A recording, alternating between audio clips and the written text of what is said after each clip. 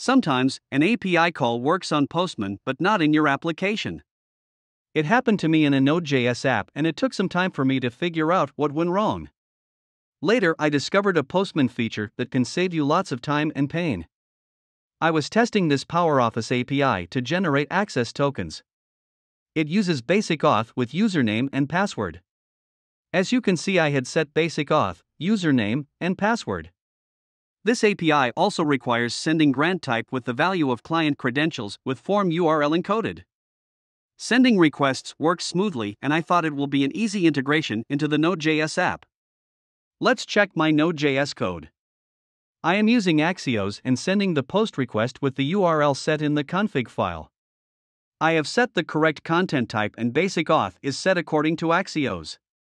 You set an auth object with the key username and password, and Axios will take care of it. Then I set the grant type as data, so things should work fine.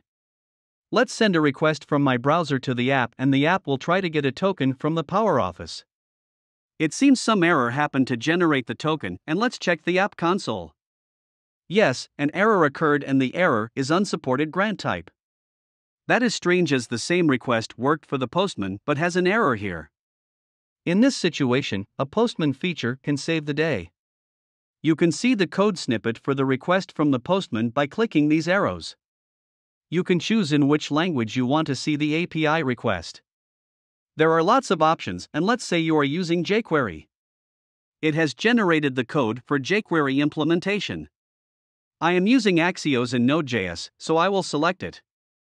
Things look the same here, and the data is set a bit differently here.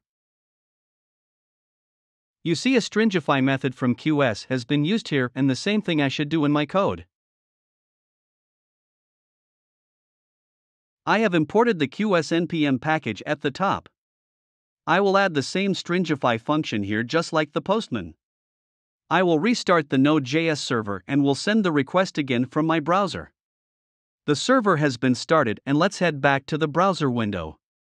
Sending the request again, and this time it works as expected. We can see the access token in the response, and I also console logged the response from the server. This nice feature from the Postman solved the issue with Axios and also makes the development faster. You do not have to build every part of the request, just reuse it according to the library you are using. I hope it will help you, and see you in the next video.